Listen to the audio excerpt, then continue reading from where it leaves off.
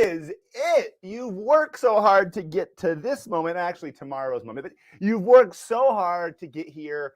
Here I am, Jacob Clifford, to help you out. Thank you so much for joining me here on my YouTube channel. We're going to do a Cram review. Let's be honest, you've been watching probably my videos or other videos for hours now. I'm doing a couple things in this session. First of all, I'm doing exactly what I did yesterday for macro. Apparently, it was super helpful. And students like that. I'm going to start off by telling you what's most likely on the test and the multiple choice. Then I'll talk about the free responses. And then I'm going to tell you my predictions, what I think is going to be on the test this year for the free responses. Then I'm going to go over those graphs and maybe a few other graphs. Whatever you guys need me to do, I'll do, and maybe answer some of your questions right now in the comments. Go and say hi, first of all, and I hope you guys are doing well. So we're not allowed to talk about this, but apparently my predictions were good for macro. So I think you signed something saying that you're not allowed to talk about those free responses. So I don't want to talk about the macro stuff, but I hope that you guys did well if you do and are taking macro. All right, that said, ladies and gentlemen, let's start off with what we got to do. Let's go to the graph cam. Let me show you a few things. First thing I want to show you is this right here is a resource. It's in the Ultimate Review Packet. It's totally free. Hopefully you already got my Ultimate Review Packet. If you didn't, that's okay. You missed out. There's other Ultimate Review Packets with other topics. But for now, let's jump into this micro one. If you haven't done it, get this. It's free. Go get the Ultimate Review Packet. Sign up for the free trial. This tells you all the different concepts. It's based on the College Board's CED, the course and exam description. And basically, I have a video in there, which you should have watched. It's the video, it's the Hot Topics video where I cover, I eat that super spicy sauce, the real bad one, right? The pepper one. Anyways, and I go over the test. I do the statistics on the test and talk about how often they ask certain questions and give you actual percentages on how often they ask certain questions. But I kind of doing that a little bit here. I'm doing a little faster version though for you guys. In Unit 1, the basic economic concepts, you're going to see one question about opportunity cost, just the idea of opportunity cost. I have videos that explain it. If you click here, so let's say you don't know something. If you click here on scarcity, that'll tell you, that'll take you to the video where I cover that topic. We're kind of past that point right now. Let's be honest. You don't have time to watch all these videos over again. What you need to be doing now is going through this list, finding things you do not know that are important, and verifying you learn those concepts. So you're going to see a question opportunity cost. You'll see a multiple choice question on cost benefit analysis, something about explicit, implicit costs, that idea. And you'll definitely see at least 2 questions on the idea of utility maximizing. This is something you got to feel comfortable doing. It might also be on a free response. So this is the idea. There's 2 different products. You have the total utility or the margin utility from them. The example I made in my video was going on rides at Disneyland, and you're trying to consume things. You're looking at the price of those things. That is a skill you have to be able to do. Again, there's usually on average 2 questions in the multiple choice section. Microeconomics Unit 1 is not the most important unit. I mean, I don't have the numbers right in front of me, but it's something like 10 to 12% of the test. Not a huge amount. You're going to see a lot more questions, ladies and gentlemen, with supply and demand. So you're going to see a question about demand. You got to know the 3 reasons for the demand curve, why it's downward sloping, the substitution effect, the income effect, and the law of diminishing marginal utility. You should also understand the idea, because they always ask about it, that a change in price changes the quantity demanded, not the demand. And they try to be tricky. They'll say, okay, what will happen to the demand if the price goes up? The answer is nothing. The price doesn't cause the demand to change. The curve does not shift. That's to move it along the curve. The quantity demanded would fall, not the demand. It's a small thing, but you're going to see that kind of question on there. You'll also see a question on how to either calculate or spot consumer and producer surplus, but the majority of the multiple choice questions in this unit come from good old-fashioned supply and demand. You got a question that says, we're analyzing oranges and there's a drought for oranges. What's going to happen to the price and quantity? You got to understand if the decrease in supply, price goes up, quantity goes down. You practice the crud out of this, you know it. Also, whenever you see the word floor or ceiling, your first thing you tell yourself, is it binding? Does it have an effect on the market? Ceilings go below, right, to be binding, and floors go above. I want you to remember that. The last thing you're going to see is some questions. Also, I kind of skipped over it. I shouldn't have. The idea of elasticity. So down here, you're going to see 2 questions on elasticity. There's 4 different types: elasticity of demand, supply, and then income elasticity and cross price. You'll see at least 2 questions, usually one from like the total revenue test and one about these other elasticities as well. So if you don't know anything about elasticity, now is the time to go and learn. Those concepts might also be on a free response. So just keep those in the back of your brain. Again, by the way, if you're wondering what I'm doing right now, I'm just throwing ideas past you. And if I say total revenue test and you're like, I don't know what that is, you got to go watch the video, do some practice questions. In fact, we're at the point right now that if I say total revenue test and you're like, yeah, I kind of know what that is, but I'm not that good at it, then what you should be doing is doing some practice multiple choice questions.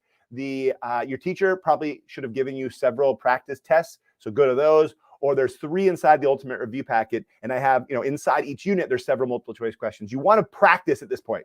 You don't want to watch another video of me explaining concepts. You want to see if you can do it on your own the day before the actual test. So that's what unit 2 looks like. Unit 3, let's jump on over.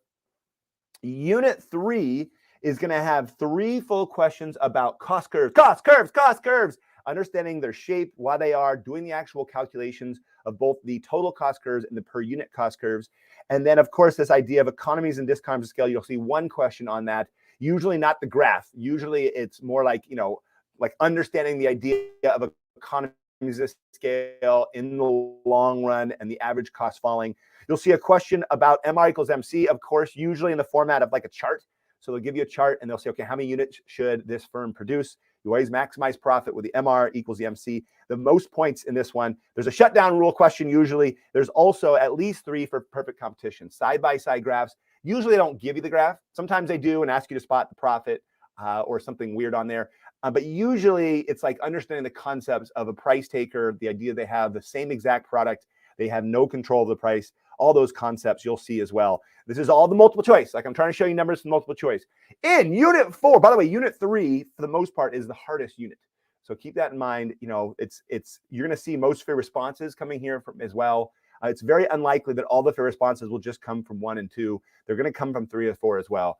Unit 4 was the whole idea of monopolies, monopoly competition, oligopolies. You'll get at least 2 questions on a monopoly. They'll give you 1 with the graph. They'll give you 1 asking questions about the monopoly, maybe about socially optimal or the elastic and the inelastic range. Again, if you don't know what I'm talking about, that's okay. Don't freak out. I'll cover some of it. And up here for oligopolies and monopoly competition, my calculations said there were at least 3 questions from monopoly competition. It's very rarely a free response thing. So you don't really see monopoly competition in the free response, like draw the graph. They have asked it, but not as often. So a lot of times they'll just ask you questions inside the multiple choice. Sometimes it's about the characteristics. It's like a level 1 question, easy. Do you understand what monopoly competition is? And other questions ask you more about the graph, the long run, connecting it to economies of scale. So make sure you know that. Again, I'm going to talk about these things in a few moments. Next one is oligopolies and game theory. You'll see 2 questions on that. You'll probably see the whole game theory, payoff matrix, and the idea of maybe finding Nash equilibrium or dominant strategy. That's all going to be on there as well. In unit 5, it was a short unit, but the good news is it really only pulls from a certain areas. The first one is good supply and demand for labor, right? So understanding this idea of resources and the marginal, the idea of derived demand. Like the demand for labor is determined by the product that labor produces. And then the other concept you're going to see is hiring workers with a marginal revenue product equals the marginal resource cost or the marginal factor cost. It's a small thing, but it's a good reminder to remember that when I say factor, that's equals to the idea of resources. So this is the factor market or the resource market unit. And so the AP test will use those terms interchangeably. Resources, factors, or inputs, all the same idea. Another concept you'll see here is the idea of the least cost rule. My calculations say they ask it at least once each time. The least cost rule, instead of the utility maximizing rule, where you're buying and consuming 2 different goods, the least cost rule is you're hiring workers, you're hiring 2 different types of resources, workers and capital, and you're deciding how many to actually hire will maximize your output. So it's a concept, not the most important, not the end of the world if you don't know it, but it's going to be there. Last unit, unit 6, here it is. You got to know externalities, ladies and gentlemen. You got to be able to spot it on the graph. You're also maybe see that in the free responses, but really right there, externalities will ask you questions, positive and negative. They'll always also ask a question about basically the characteristics of public goods, which non-rivalry and shared consumption, shared consumption and non-exclusion. And then last one, they do ask 1 question on income inequality. Sometimes they'll ask about the different types of taxes, progressive and regressive, and the Lorenz curve. They won't ask you to do any calculations of the Gini coefficient, but you should understand those concepts. If you don't know that one, not the end of the world, and it's usually never a full free response. So at this point, if you're trying to get a 3, right? If you're trying to get a 3 at that point, you're focusing on the biggest concept. So if you broke, a big pile of rocks onto the ground, all over the ground, how would you pick them up? You pick up the big ones first before you take out, the dustpan and start sweeping them all up. You pick up the big pieces first. So get the big pieces in your brain first, then start worrying about the little pieces that you might not know. It's not worth your time watching a video on this one concept if you don't know, monopolies. These are the key graphs. They're all right here. If you don't already have it, in the Ultimate Review Packet, there's the Ultimate Cheat Sheet. It has all the calculations, all the equations. It also has all the key graphs. Some are more important than others. So basically, you can tell this is from Unit 1. These are in Unit 2, demand and supply, being able to draw all those and analyze them. Sometimes the test will give you those on the free response.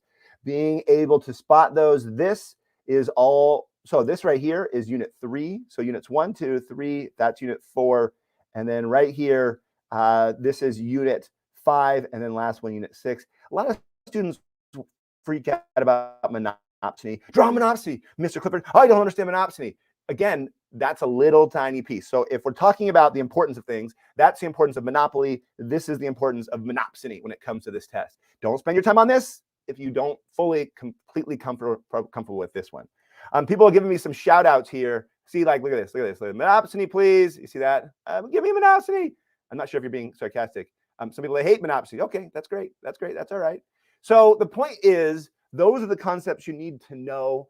And along with this, I have on the bottom, these are the skills you have to be able to do. So what I suggest at this point, this is more a little bit towards the free responses. I suggest you read through this list and then check mark if you can do it. Like, yes, I can do it. Yes, I can do it. Remember, for most cases, at least for perfect competition in both the product market and the resource market, you have to be able to both use the graph and use a chart. So if I were to say, I want you to show me where MR equals MC with perfect competition, you understand the demand, marginal revenue, there's Mr. DARP, there's marginal cost, you always produce where MR equals MC, you understand that concept, cool, awesome. But can you also do the same thing when they give you a chart and they go, okay, here's 1 unit, 2 units, 3 units, 4 units, and then they say, here's the total cost. You have to calculate the marginal cost, and they give you the marginal revenue. You're doing the same exact thing, but make sure you can do them in both cases. And make sure you feel comfortable, because you might see this in the multiple choice and this in the free response, or this on the free response, or sorry, this on the multiple choice and that in the free response. And in my videos, I have concepts that cover them all. In the Ultimate Review Packet, there's an exclusive video that spends all this time again with this idea of perfect competition. So make sure you know it. All right, all that said, this is it. So if you're wondering, like, oh gosh, what am I supposed to study? This is it. That's all of it. You can see it. This is it. These are all the concepts you need to know. Again, on this PDF, if you just click here on any one of these links, it sends you to the video that explains that key concept. And there it is. This right here is the second page of the Ultimate Cheat Sheet. I'm going to talk about some of these graphs in a second. I'm not going to be able to do all of them. I organized this with the most important essential graphs first, and then I did a second set of graphs for the ones that are not as important, like, price discrimination. It's important, you need to know it, but it's not like guaranteed a free response sort of thing. So, all right, that's what we're going to be doing right now. Before I do that, so I'm always talking about the Ultimate Review Packet. I know it's self-serving of me to do that, but it really is that good. I've been working on it for 6 years, adding more and more stuff. There's videos where I go over free responses. Like, I got these free responses, one for each unit, and the video explains the entire thing. It doesn't get any better. If anyone has it and wants to tell other people that it's good, awesome. I hope it's good. If not, let me know too. Let me know what I can do to make it better. But, I always talk about it because that's where all my good stuff goes. People want to give some shout outs. I understand that. That's important. Shout out to your teacher. Shout out to you guys. And, I really appreciate all the love you guys have sent me my way, especially after the macro review session last night. A lot of people came out, they walked out of the AP test. Like, your predictions were pretty good, Mr. Clifford. And that's always cool to see. I miss that a lot. Okay, that said, it's a time for predictions. Yes, last video, I did my predictions late. So this one, I'm going to do them first and then go over those graphs for my predictions. Now, let me tell you this first, so you listen to me very carefully. The predictions I'm making, and I'll also put them on Twitter, so make sure to follow me on Twitter. Just look up Jacob Clifford. I'm on there. And I might make some changes. Last time I made a few changes as well, some other thoughts I kind of had. So the first thing you need to know when it comes to these predictions is two things. One, the AP test for a lot of schools will have two different versions. So you might have a monopoly and the person sitting next to you might have perfect competition or monopolistic competition or something else. So that's why it's hard to make predictions. I mean, they'll have multiple sets. And two, it's a prediction. I have no clue what's on this test. All I'm doing is looking at previous years and saying, okay, what I'm most likely seeing and what am I most likely to see in the future. So what I'm doing is what you could be doing as well. On my website, acdcecon.com, it has a breakdown of all the free responses they've given before 2019. You don't really need to look at the ones from 2021 and 2022. 2020 and 2021, because that was the COVID years. Those free responses looked and felt different because there was really no graphs. I think this year it's going to be more graph heavy because of that. Last year, kids couldn't really draw the graphs AP Econ teachers and people who write this test, they love graphs. I love graphs. I want to see your graphs. So I think this one's going to be graph heavy. And I think because it's going to help, balance out the ones that did not have graphs. But you can see this is what you're most likely to see. Monopolies, the idea of dead weight loss and where is it, the idea of the revenue, inelastic, elastic range, that kind of goes with monopolies, perfect competition. You can see it tells you the year and the free response. So you can go back and find those free responses if you want to and see, okay, I don't really feel comfortable with, game theory. All right, here are 7 quick free responses I can go look. And literally all you got to do is go to, the Google and just say, hey, 2017 AP micro free response number 3. Boom, it'll pop up. There's your PDF. There's your answer key. The other thing I want to show you before I give you my predictions is this right here. I just posted a video, I think it was about last week, where I talked about all the key graphs. So I actually went over all these graphs. I didn't draw them with you or give you any tips on how to draw them. I'll do that a little bit today. But what I did do is give them all to you so you have them all in kind of one. There it is. This is a good thing to watch right before the actual test. So right before you walk in, have your phone, sit down, watch this video, and then take a breather, pray, do whatever you got to do, and then go into the test. I think that'll help because it'll help get those graphs back in your brain. Okay, time for my predictions, which are just predictions. All right, here's what I think is going to be on the micro test for these free responses. And I can tell you from experience, it is a lot harder to, way harder to predict micro than it is macro. Macro is very predictable because they always kind of ask the same things. Micro is a lot harder, but so the chances of being right are limited.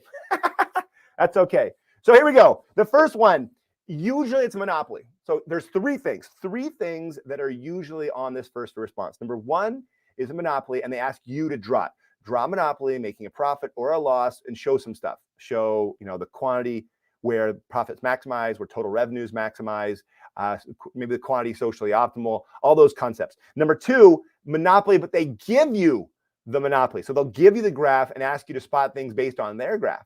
Those ones are a little harder actually sometimes because, you should be able to draw monopoly really easy. Like if I ask draw monopoly right now, you should draw it, boom, you got it right, and you get like 3 points out of 11 just by drawing the graph.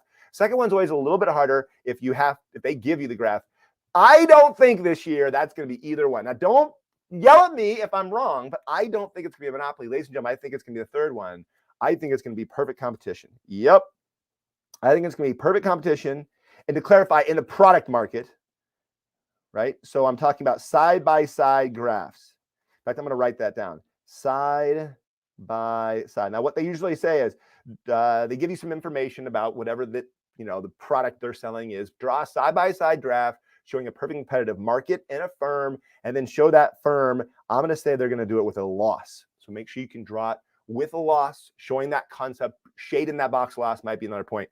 This right here, being able to do this is like 4 points out of 11 because they give you a point for the market, point for MR equals MC, point for the horizontal demand curve, and a point for showing that area of loss. So that's what I think the first one's going to start with. Then I think what they're going to do, because we're in the short run, right? This is, if you have a loss or a profit in the short run, I think they're going to have you go to the long run. So what's going to happen in the long run? So if there's a loss, the supply is going to decrease because firms leave.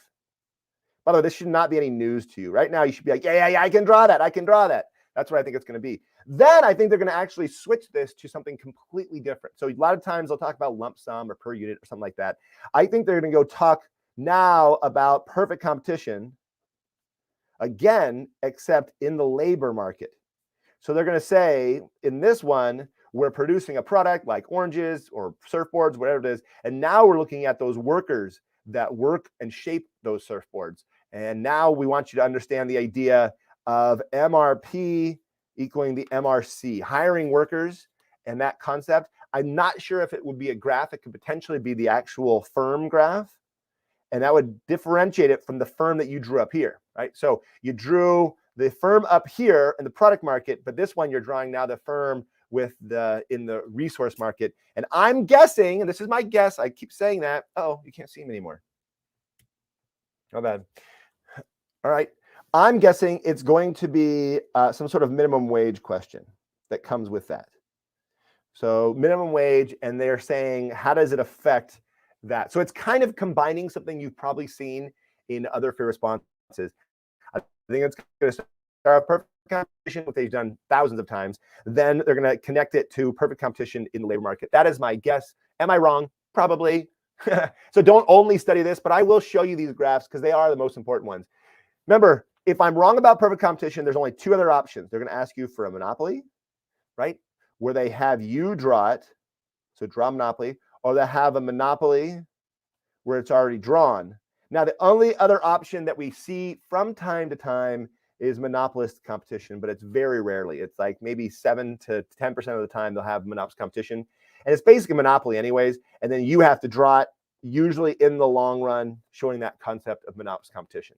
So really, between 1, 2, 3, 4, this is one of them. This is my guess on what I think it is. Okay, what do you think? Let me know right now. If this was your fair response, what would you have gotten? Let's just say it's out of 10. Let's just say out of 10. Would you got 10 out of 10? Let me know in the comments right this very minute. Would you have gotten a 10 out of 10, 9 out of 10? Again, you don't know the details of the question. I'm just saying, how comfortable are you? Are you 10 out of 10? Are you 1 out of 10? Like, what is your comfort level with this idea of perfect competition? You let me know. Numbers are coming in. 4, 8, 7, 21. Interesting. All right, I'll take it. 10 out of 10. That's nice. That's nice. Good. Some people got different numbers. Oh, come on. You know you can do better than that. You know perfect competition. If not, keep watching my videos. I'm going to help you out. Okay, here's what I think fair response number 2 is going to be. I think fair response 2, by the way, and I could pick all sorts of stuff. I was thinking maybe perfect competition and the idea of like cost calculation stuff. I don't think it's going to be that. I was thinking maybe game theory. I don't think it's going to be game theory. So I know some of you are disappointed with that. I don't think it's going to be game theory this particular year. I think this year is going to be utility maximizing.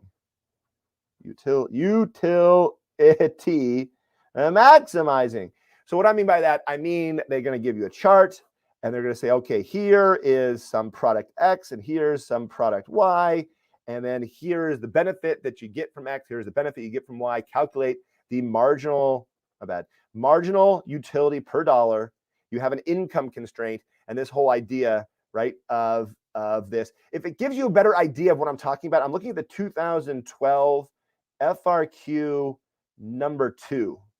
So I think if you're like, what do you mean? Like, what exactly are you talking about? This free response they did that year is what I think this might actually feel like.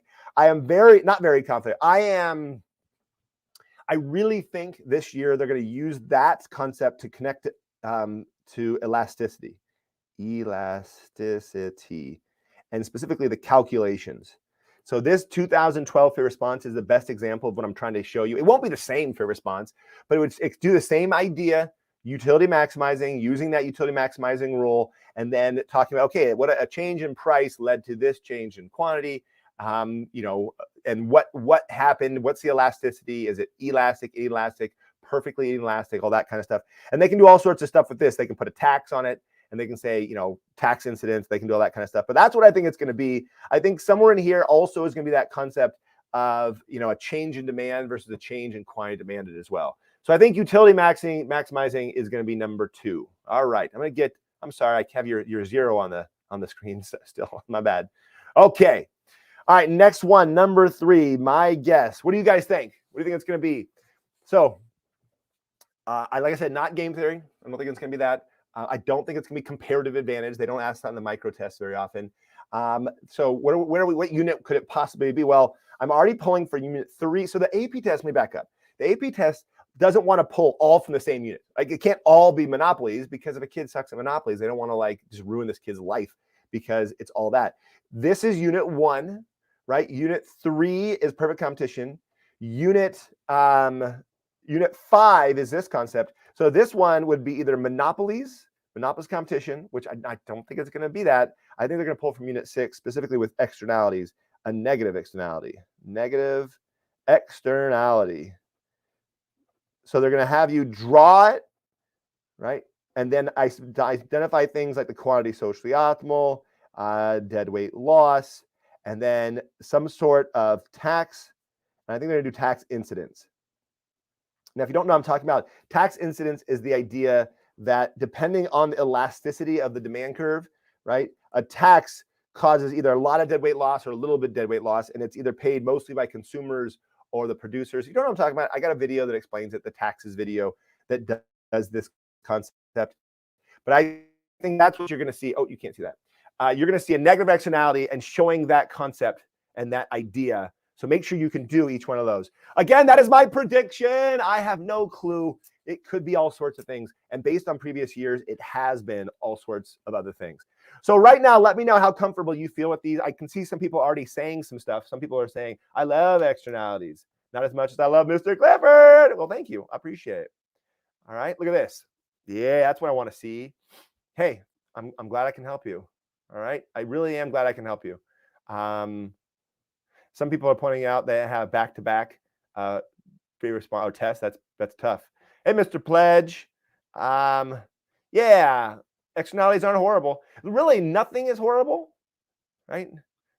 Shout out to myself. Figure that out. What I want to do right now is I want to go talk about some graphs. I can get to some of your questions in a few minutes, but I want to go to look at a few graphs, draw them with you. Remember, I don't want to take a lot of time here. That's the one thing I don't want to do, because you have videos to watch, and more importantly, probably multiple choice questions to try and see how you do, because I think that's the best way to learn at this point. But that's what you need to feel comfortable doing. All right, production possibilities curve, I am not going to cover. The one thing you will see in this test compared to macro is the difference between a boat out curve and a straight line curve, right? This is increasing opportunity cost. This is constant opportunity cost. Understanding that concept, you're more likely to see that in the micro test. And that's not something that you probably covered very much in macro if you just took the macro test. I know some of you guys already did. So that's a concept you might actually see. Supply and demand, you're going to know it. I'm not going to draw it. Ceilings and floors, remember my rule. If you see the word ceiling, make sure the ceiling is below equilibrium to have an effect. Also be able to connect that and draw it with consumer produced surplus and dead weight loss. I actually drew those graphs in the review session that's here on YouTube last week. I covered units 1, 2, and 3. In the ultimate review packet, I covered units 4, 5, and 6. So there's a review session that covers all that. Taxes was a concept I talked about earlier that I think you might see, maybe not drawing the graph, but being able to analyze the graph and understanding it. What I really want to do is this one, perfect competition, but I don't want to do a profit. I want to do a loss. So side-by-side graphs, make sure you feel comfortable. It's just I'm going to do it over here because I can. So supply and demand with a market. So what you have to do on the AP test, you got quantity, you got price, you got demand, you got supply. Now, I hated the fact that they did this the year I graded. This is the quantity. This is the price. I'll say price 1. They had you, if they asked you for side-by-side graphs, you had to ... over. If you didn't ... over, you don't get the point, which I think is lame, but whatever. You had to show they're a price taker. So if they ask you for side-by-side graphs, like I'm making a guess on my prediction, what they will have you do. All right, there's my prediction. Side-by-side graphs showing a loss in the short run. They're going to have you draw that. You've got the quantity, you've got the price. You got to have show taking that price. This is the demand equals the marginal revenue. That's Mr. Darp. Oh, you can't see. Marginal cost goes down and up. Cool. Now, a couple of tricks. Wait to draw marginal cost and ATC till after you have a demand and a marginal revenue curve, right? So for example, for monopoly, same idea. For monopoly, draw the demand and the marginal revenue first. I know that sounds like, yeah, duh, but some people, they want to draw the marginal cost and the ATC because like they've drawn it so many times. But if you draw that first, sometimes it's hard to like match things up the way that you want. For this one, right, horizontal demand curve, it's a price taker, right? This is perfect competition. This is a price maker, so they have a downward sloping demand curve, right? Notice the marginal cost is the same for both of them. It goes down and up, and the profit maximizing rule is the same. You always produce where MR equals MC. That is a quantity for this firm. This use MR equals MC. That is a quantity for this firm. The only difference here is that price goes up to the demand, and so this is a monopoly. This is a firm. I'm going to draw one making a loss because I can.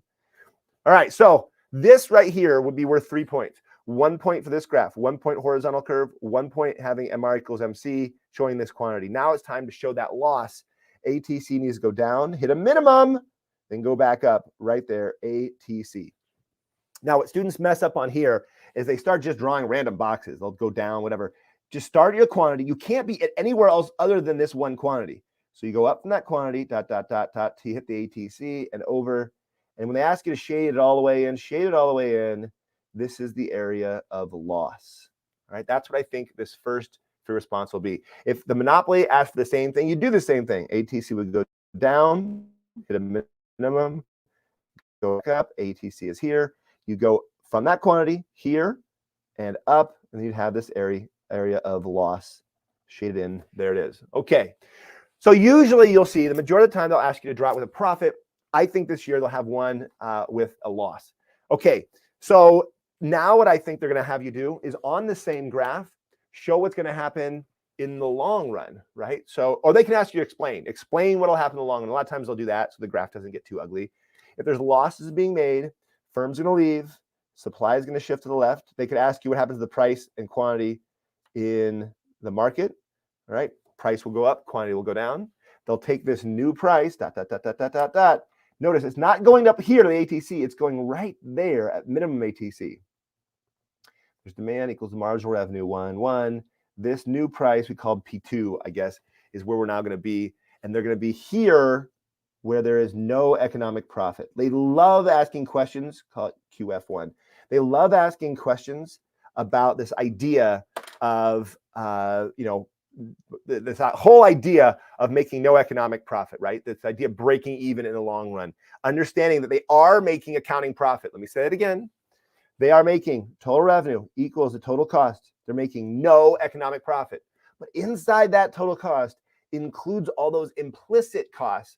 You really can't just calculate these are the time away from your family. This is the foregone wage you could have been earning. All those other concepts are inside here. So the total revenue is covering all their costs, including their opportunity costs. And so this idea, they're still making accounting profit. You see that concept all the time. Anyways, I think this will be the graph. That'll be the concept, and you got to feel comfortable with that concept. If not, that's going to be the graph. So be able to draw it or analyze that concept as well. Something else they ask a lot, and I showed it to you right here. Right? Remember when I showed you the free response? Take a look. Oh, that's macro. Don't look. Okay, look at this one. Look at this third thing on the list right here. Asked 10 different times. Revenue inelastic and elastic range. That's a concept I'm going to show you over here. Right? So let me show you. I'm going back to drawing a monopoly again. So here we go. Here's quantity. Here's price. Downward sloping demand. Right? You got a marginal revenue that's going down twice as fast. This spot right here where MR hits 0 is where the total revenue is maximized.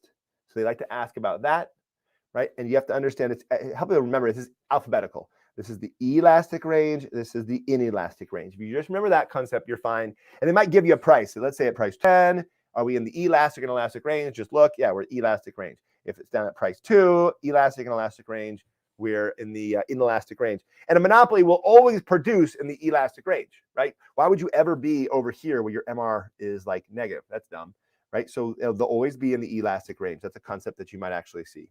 Monopoly competition, I am skipping it for now. I have videos that explain the concept. I think this is going to be the graph they're going to have you draw or explain the idea of perfect competition resource market. Here's the quantity of labor. This is wage. We're not analyzing the products. We're analyzing labor.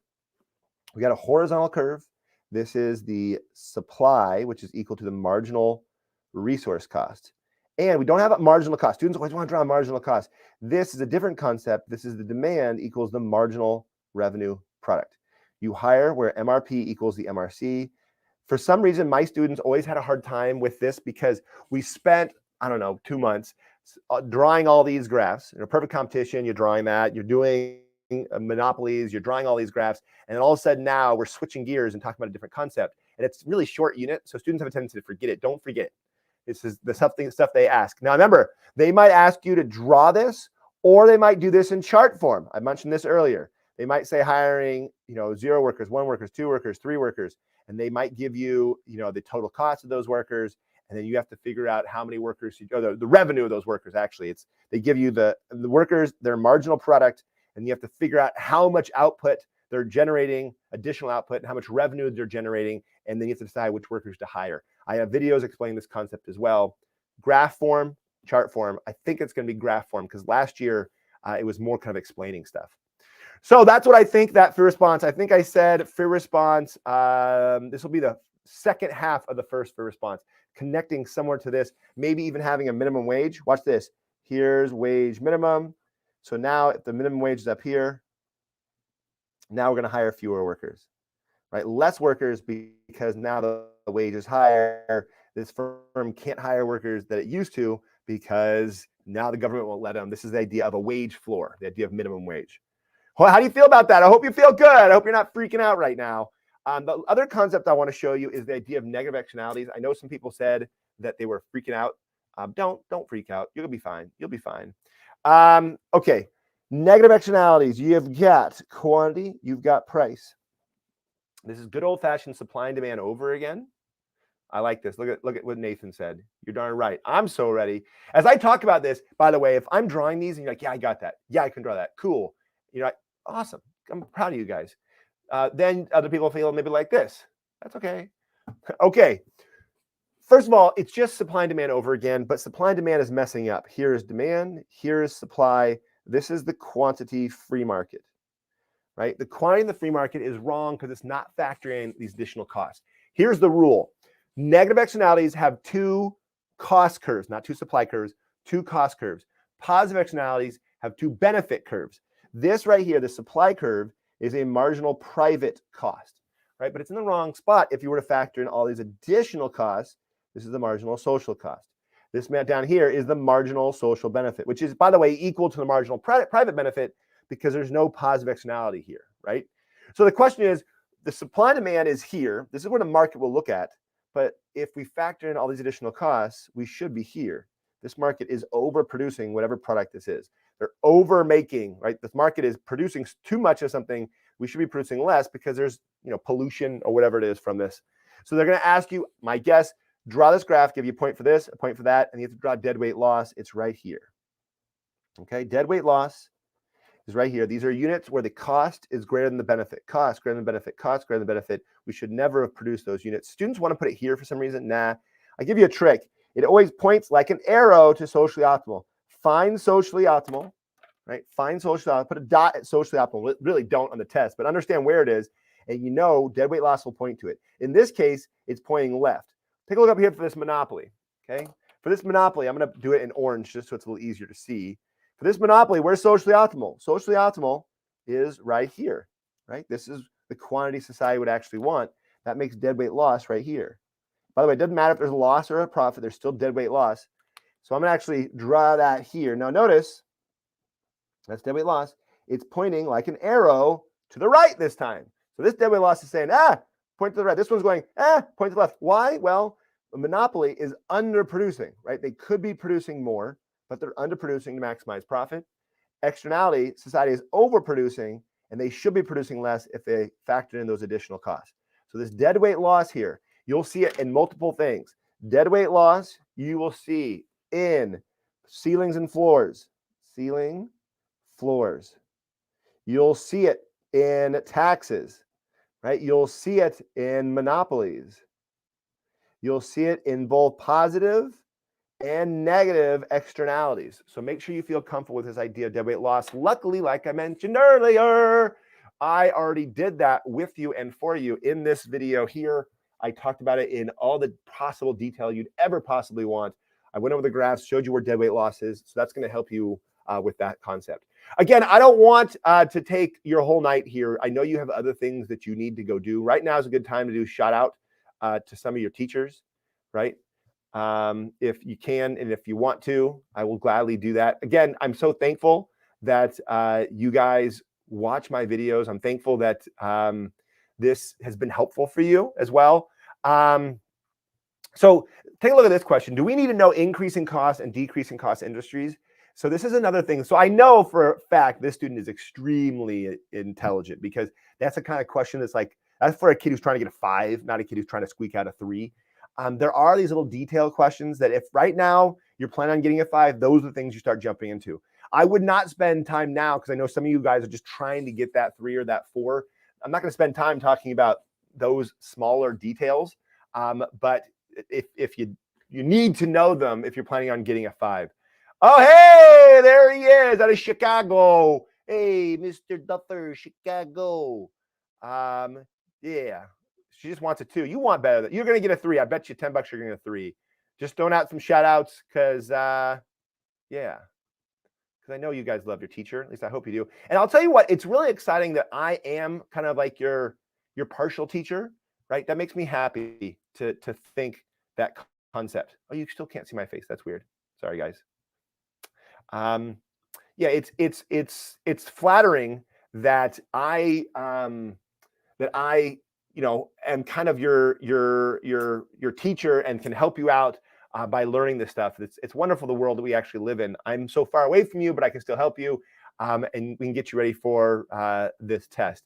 All right, that said, shout out to Jacob Clifford. Yep, right there. I'm going to take my predictions, maybe make a few little adjustments, put it on Twitter. Make sure to follow me on Twitter if you haven't already done so.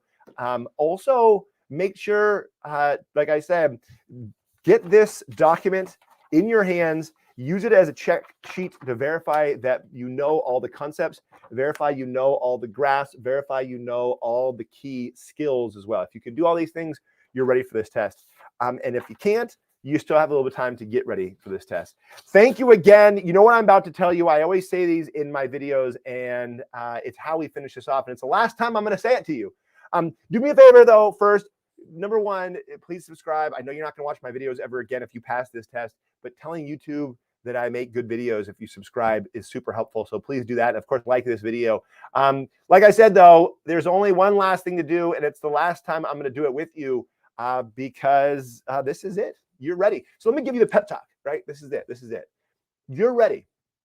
Microeconomics is hard. Let me start off by saying that.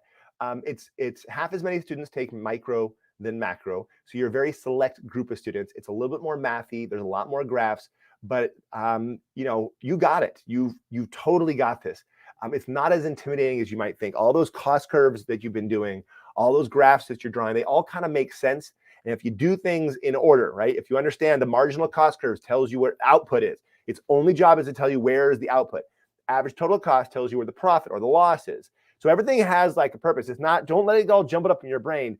Watching my videos about graphing, and then watching my video where I cover it all. It's called, you know, Everything You Need to Know. It's in the Ultimate Review Pack. It's on YouTube. It basically, it's all those concepts that you need to have. Watching that video again, I think hopefully will solidify it in your brain. And in the end, I think you got it. In fact, I saw, you know, there was a post on my graphing video today. Someone left a comment on YouTube, and it said, "No, now I finally like get it." Like, even if you're confused right now, I think watching those final videos, everything starts to come together, and you start realizing, oh, that's what dead weight loss is. Oh, that's that concept. Oh, I see that concept, and that's what you need. Anyways, I'm so proud of you guys. Thank you so much for watching my videos and supporting my channel. You guys are awesome. So I'm going to say it to you. Thanks for watching. Until next time.